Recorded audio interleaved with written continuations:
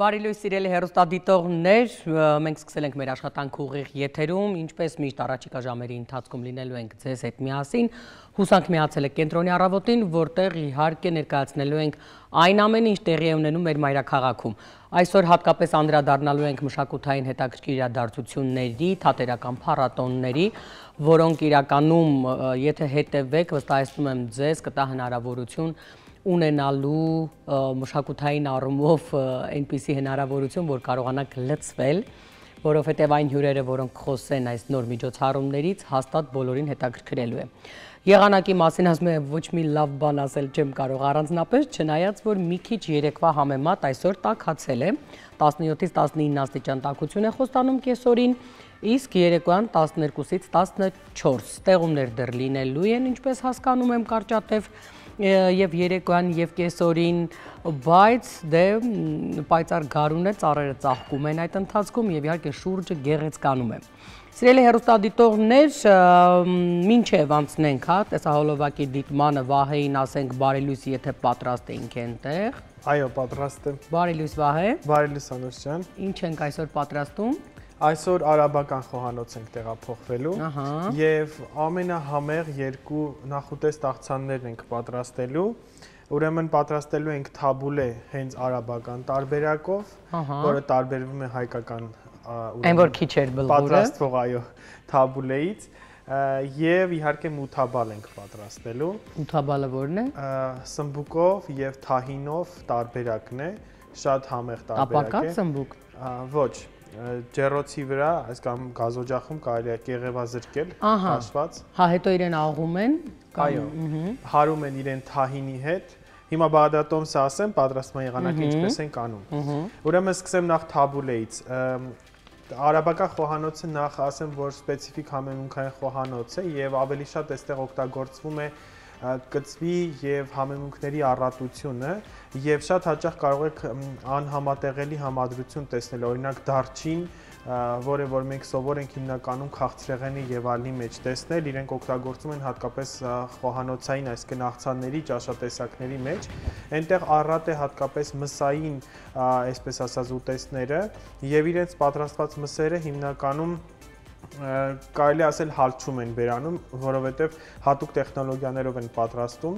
իրենց մոտ առատ է նաև փլավների տեսականին, հատկապես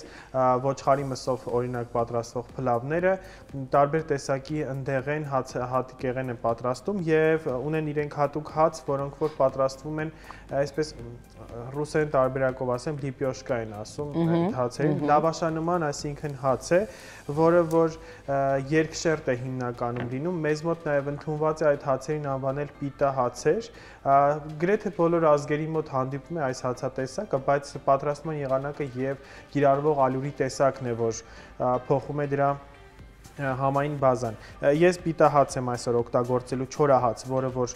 պետք է պատրաստենք չորահացի տեսքով, ջեռոցում ուղղակի 4 տարբերակով չորացնելու ենք և դա օգտագործելու ենք մութաբալա ուտելու ժամանակ։ Ինչպես ենք պատրաստում մութաբալան, պատրաստվում է ուրեմն նախապես արդեն խորոված սմբուկներով, որի կեղևազրկում պետք է անենք, ավելացնելու ենք դրան սխտոր, ավելացնելու ենք իհարկե կարմիր և սև պղպեղներ մի փոքր, կարմիրը ավելի քիչ, սևը մի փոքր շատ, թահին, ասեմ թահինը ինչ է, ուրեմն սա քունջութի աղացած մածուկն է, որը ստացվում է բավական յուղոտ և թանձր հետաքրքիր համադրությամբ, ասեմ ամենաօգտակար մածուկներից մեկն է, որը կալցիումով հարուստ տարբերակ է։ Շատ քիչ կարելի է բովել, տնային պայմաններում ևս կարելի է սա ստանալ, բայց խորհուրդ եմ տալիս ավելի շատ գնել արաբական տարբերակը, որովհետև այնտեղ ավելի հարթ է, ավելի լավ է ստացված, որտեղ իրենք աղում են հատուկ տեխնոլոգիաներով այս քունջութի մածուկը, ինչ է սա, աղացած բոված քունջութ, որը աղում են շատ մանր, ուրեմն աղացող ծեծիչ այսպես քարերի օգնությամբ և ստացվում է այսպիսի թանձրուկ։ Ուրեմն մութաբալայի համար նաև մեզ պետք է պարտադիր ուրեմն ձիթայուղ և որից հետո այս ճաշատեսակը, այսինքն աղցանը պատրաստ է։ Մի փոքր կարելի է նաև իր վրա կիտրոնի հյութ քամել, հետաքրքիր թթվայնություն ապահովելու համար։ Ինչ վերաբերում է թաբուլեին, թաբուլեի առանձնահատկությունը հատկապես արաբական խոհանոցում։ Այստեղ 2 կապ մեծ մաղադանոս ունեմ։ Առատությունը պայմանավորված է նրանով, որ այս ուրեմն բաղադրիչը հիմնական այս աղցանի հենց մաղադանոսն է։ Հետո օգտագործելու ենք կես կապ համեմ, կանաչ սոխ,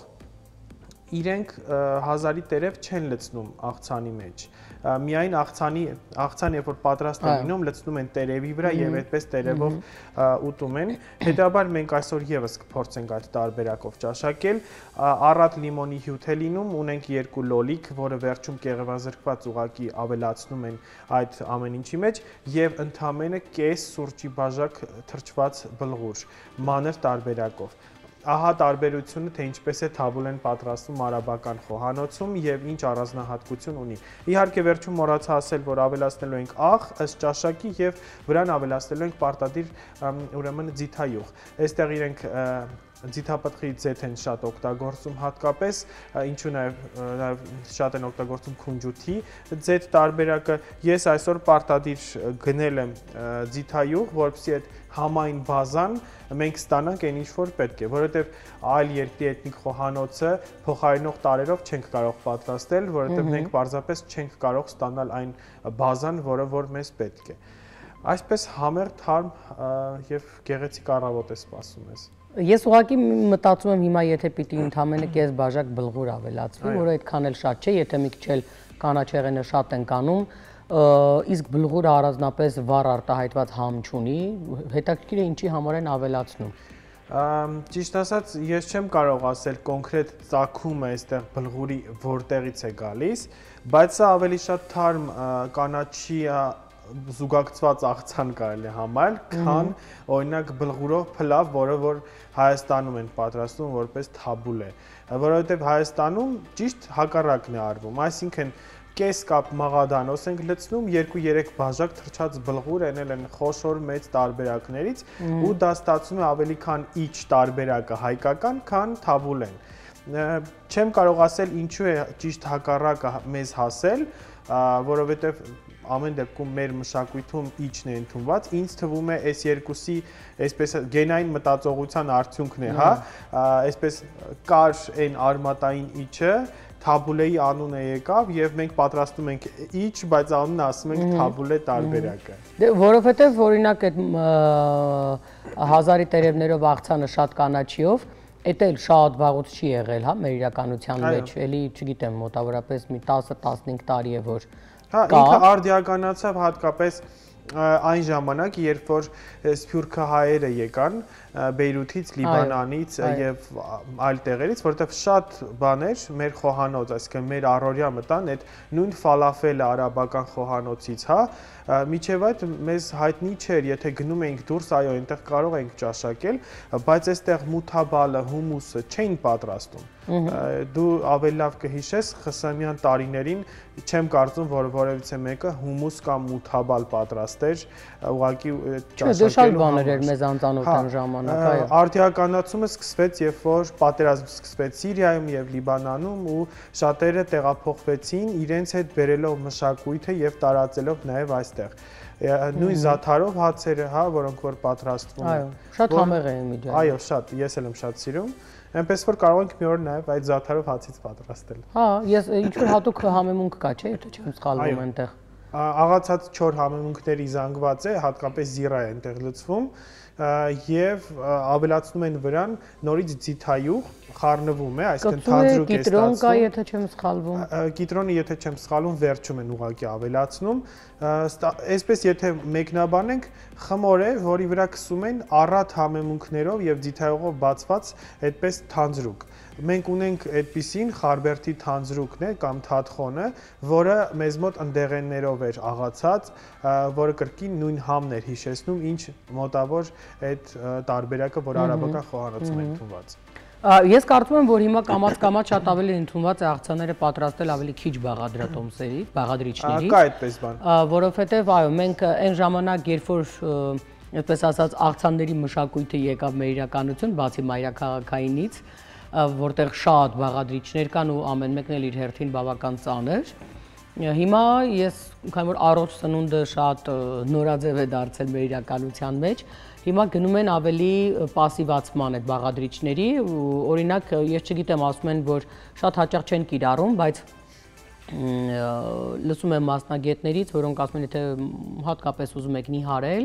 եւ ուզում եք առողջ նիհարել, ոչ թե սովի մատնվել եւ այլն, հիմա օրինակ հենց կաղամբը, որը չափազանց լավ է մեր օրգանիզմի համար, կարմիր կաղամբը հատկապես, եւ առաջարկում են տարբեր աղցաններ, կարմիր կաղամբ, կանաչի, կիտրոն եւ վերջ, առանձնապես ոչ շատ բաղադրիչներ։ Նախ ասում եմ պատրաստելուց հետո ձեռքով էլ որ լավ էսպես տրորում ես, ինքը մի քիչ մեղմանում է, շատ համեղ է ու շատ առողջարար է իրականում, բայց մենք մի տեսակ տենց սովոր չենք, երևի ուզում ենք որ շատ բաներ լինեն այնտեղ։ Իհարկե նաեւ ժամային սահմանափակում ունի, եթե չեմ սխալվում, բանջարեղենային աղցանները երեկոյան 7-ից հետո կամ 6-ից հետո կարծեմ օգտագործումը սահմանափակվում է, որովհետև ամեն դեպքում կրկին դժվար է մարսելի տարբերակ է։ Դե իմիջիայլոց երբ ասում են կանաչեղենը շատ ես օգտագործում կամ բանջարեղենը, քանի որ շատ էներգիա է ծախսվում մարդուց որպեսզի մարսի, հետեւաբար այդ էներգիայի ընթացքում դու մաշում ես ճարպերը, որովհետև այդ ճարպերի հաշվին է այդ էներգիան, որ պիտի երկար ժամանակ մարսի։ Չնայած դե օրինակ մսի օգտագործման դեպքում էլ երբ այդքան իրարամերժ կարծիքներ են ասում, հայ միսը լավ է թե վատ է, անընդհատ խոսվում է այն մասին, նայած ոնց է պատրաստված միսը, միշտ այդ են ասում, որովհետև եթե տապակված է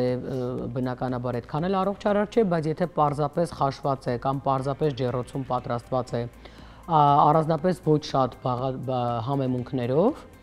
ասում են, որ այն ճիշտ հակառակը մի բան էլ առողջարար է։ Եվ իհարկե նիհարացնող իզարմանս բոլոր կանանց։ Դե ես վստահ եմ, որ Վահեի մոտ համեղ է լինելու, տեսքն էլ, վերջում մի քիչ մանրամասներ էլ Վահեն կներկայացնի։ Մենք անցնենք առաջ, սիրելի հեռուստադիտողներ, շատ հետաքրքիր տեսանյութ ունենք հայ թագուհիների մասին։ Ես իրականում այս պահին չգիտեմ, թե բոլորին է անդրադարձը եղել կամ մի քանիսին, բայց առաջարկում եմ ձեզ հետ միասին այս պահին տեսնենք ինչ տեսանյութ է, որովհետև ես քանի որ մի քանիսին շատ ավելի լավ գիտեմ ուսումնասիրության արդյունքում ու հասկանում եմ, թե հայ կնոջ ուժը, վստահությունը, պատասխանատվությունը որտեղից է գալիս, ամեն անգամ ասում եմ, հատկապես երիտասարդներին փորձեք ճանաչել մեր հայ թագուհիներին, վստահ եմ դուք լրիվ ուրիշ պատկերացում կունենաք հայ կնոջ մասին։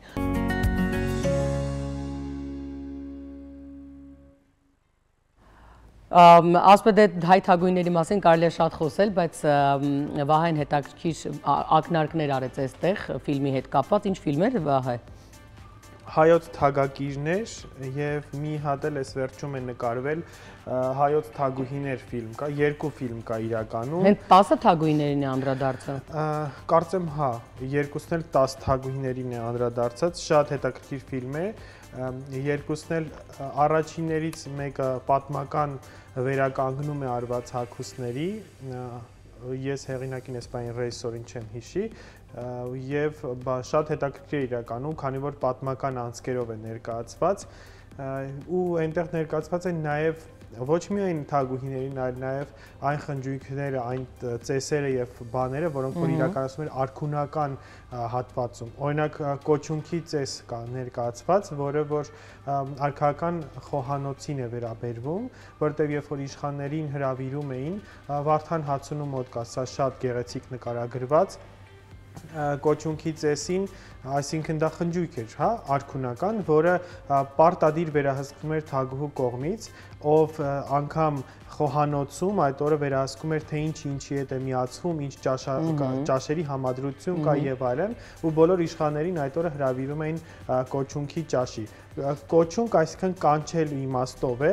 եւ իշխանավորները այդ օրը գալիս էին եւ քննարկումներ էին անում եւ ճաշակում էին համեղ սնունդներ։ Մի խոսքով ամեն դեպքում մենք ունենք հետաքրքիր արքունական, այսպես ասած, պահպանված նյութեր, որովհետև մեզ մոտ ի հակառակ գյուղական եւ քաղաքային մշակույթի, որոնք որ ի ուրախություն մեզ պահպանվել է, արքունական հատվածից մենք շատ քիչ բան ունենք պահպանված, հա, չգիտեմ, պալատական հատվածներ, իհարկե կան որոշակի միջնաբերդներ կամ պալատական որոշակի կառույցներ, բայց դրանց ներսույթները չեն պահպանվել, նույնը ինչ հագուստների հետ կապված տեղեկություններ մենք շատ քիչ ստվար հատվածով։ Ես ուզում եի հարցնել, սովորաբար թագուհիները ինչ գույների մեջ էին կրում հագուստ, որովհետև գիտեմ, որ ընտրվում էր հատուկ։ Իրականում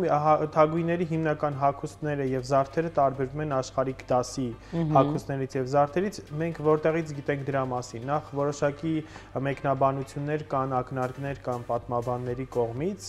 Մովսես խորենացու մոտ կան նաեւ ներկայացված եւ շատերի կողմից, բայց օրինակ հնագետների պեղումների արդյունքում երբ որ պեղվում են որոշակի, այսպես ասած, գերեզմանոցներ կամ դամբարաններ, այնտեղ գտնում ենք ուղեկցող նաեւ զարդեր, որովհետեւ նախկինում ընդունված էր, որ պետք է թագուհիներին եւ բարձրաշխարհիկներին թաղել իրենց ունեցվածքի եւ հագուստների եւ զարդերի հետ միասին։ Հետեւաբար այդ զարդերը միշտ վերագրվում է իշխանավորներին, այսինքն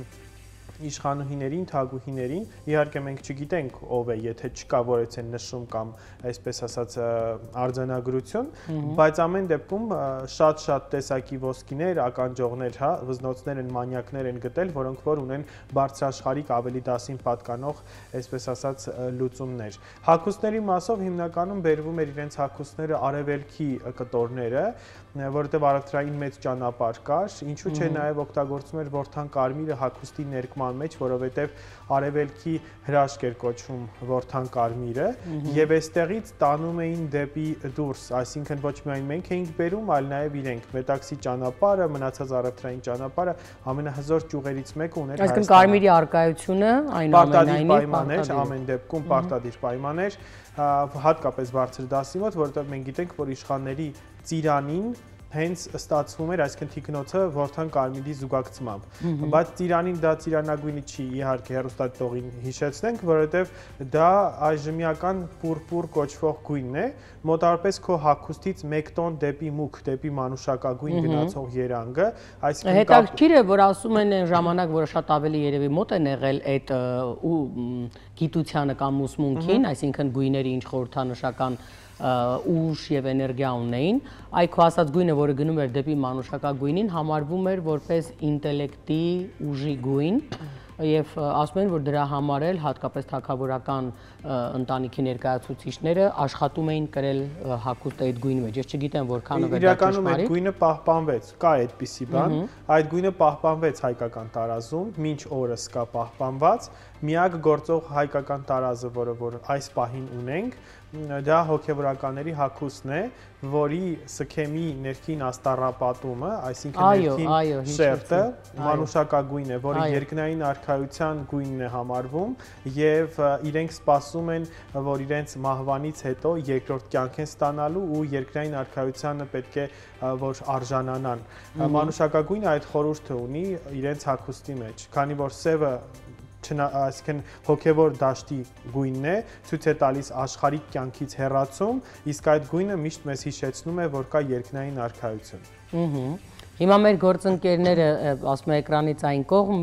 արհեստական բանականությամբ ոնց որ թե, ճիշտ եմ հասկացել,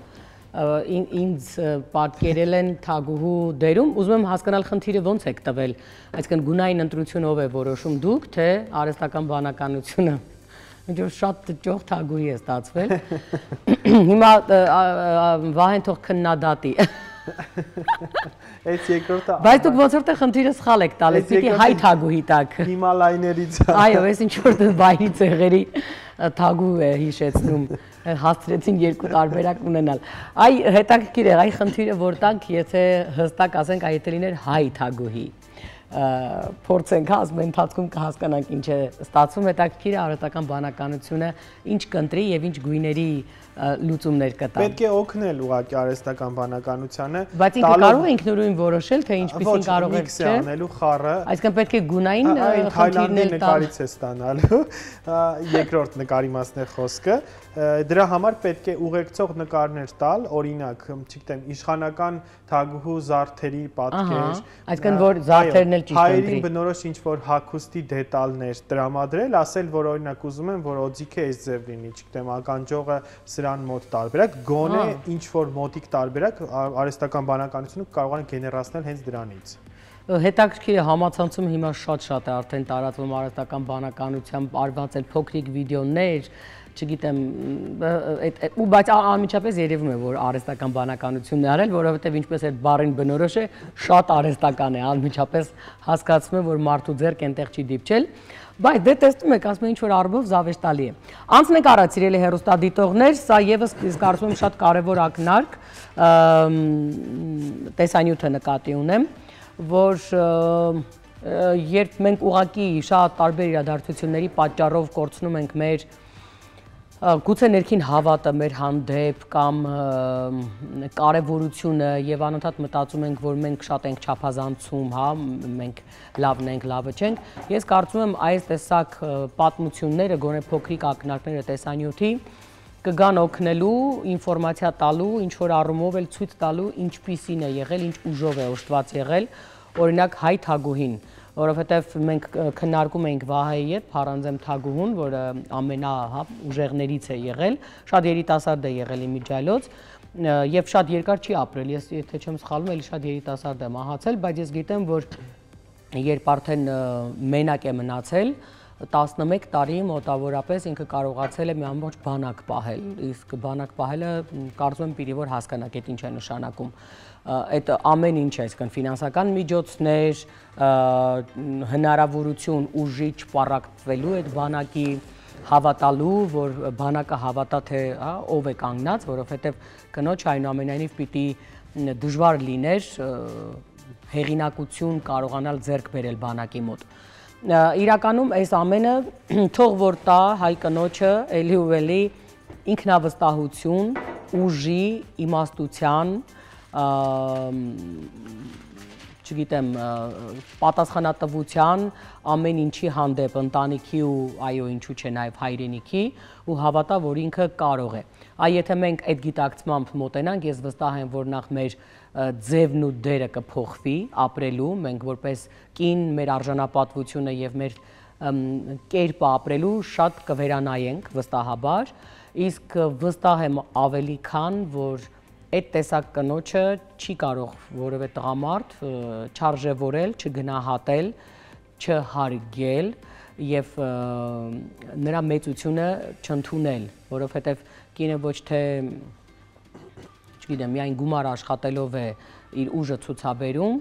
այլ հենց մտածողությամբ, կեցվածքով ու իր դերով, իր ընկերների շրջապատում, ընտանիքում եւ այլն, թե ժամանակին բանակի արչեւ, հիմա այս դեպքում հաստատ կան միջավայրներ, որտեղ մենք կարող ենք մեր կերպով ու ձևով, մտածողությամբ, պատասխանատվությամբ եւ այլն, շատ հմտություններ կան, ինչպես ասում են, որպեսզի կինը կարողանա դրսևորվել։ Եթե ասում եք ուզում ենք օրինակ վերցնել, հիմա իմիջիայլոց ֆիլմը կա, նաև գիրքը կա, 10 հայոց թագուհիների, կարող ենք ընթերցել, ճանաչել եւ մեզ տալ հնարավորություն միգուցե մեր ներսում վերանայելու ու փոխվելու։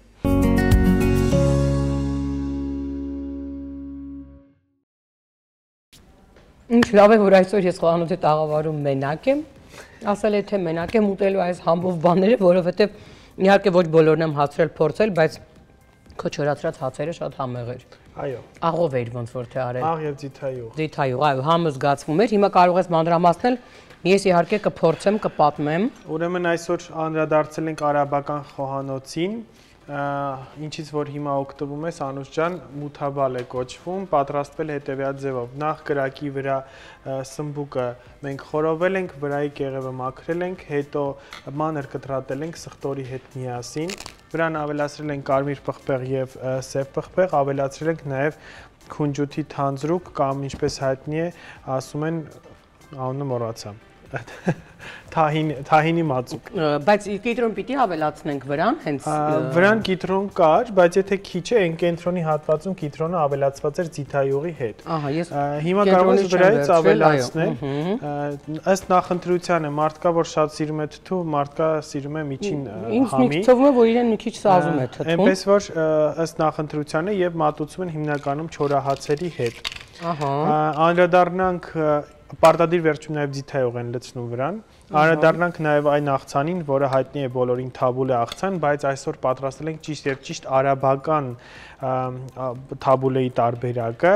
որի բաղադրիչները հետեւյալն է՝ կանաչ սոխ, համեմ, ավելի շատ մեծամասնությունը կազմում է գինձը, այսինքն նույն համեմը եւ մաղադանոս է այս տարբերակում եւ ավելացված է ուրեմն տոմատի մածուկ քիչ բլղուրի հետ միասին, ինչպես տեսնում ենք բլղուրը ինքը ուռչում է եւ ընթացքում ավելի է շատանում։ Բայց ինձ թվում է ստում էի քեզ առավոտյան, որ ասում է ինչի համար են ավելացնում, որովհետեւ այնուամենայնիվ համ ունի։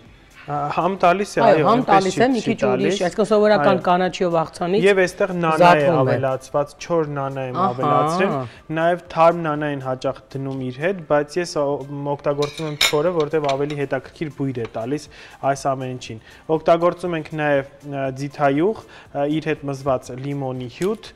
եւ համեմունքներ, սև պղպեղ, այս դեպքում մի փոքր կարմիր պղպեղ եւ վերջ։ Շատ համեղ է։ Մատուցում ենք նաեւ հազարի տերևներով։ Շատ համեղ է, միջերոց աղցանն էլ էր շատ լավը։ Իրոք պահկային է, դա էլ ասենք, ովքեր որ պահքի մեջ են կարող են երկուսն էլ օգտագործել այս պարագայում, որևիցե խնդիր չկա։ Ես եմ միջերոց ասեմ, հումուս չէ, այնուամենայնիվ Ոչ, սա մութաբալ է։ Մութաբալ։ Ես իմ զգում եմ, որ տանը շատ հաճախ կանայք պատրաստում են, այսինքն կիրառության մեջ է որպես ինչ որ սոուս, անգամ շատ բաների հետ են միացնում, պարտադիր չի որ անպայման հենց այդ խոհանոցից օգտվեն։ Այսինքն շատ արդեն արդի է դարձել մեր խոհանոցում։ Սիրելի հեռուստադիտողներ, մենք ժամանակ չունենք տեսանյութի։ Ժամանակ չունենք, հետաքրքիր տեսանյութ ունենք վտանգավոր ուտելիքների մասին, բայց ես կարծում եմ վաղը կգտնենք ժամանակ ձեզ ցուցադրելու։ Մեր առավոտն այսօր այսքանն էր, մենք ձեզ իհարկե հաջողորեն ենք մաղթում, վաղն առավոտյան նորից կասենք բարի առավոտ։ Այսօր ցտեսություն։ Ցտեսություն։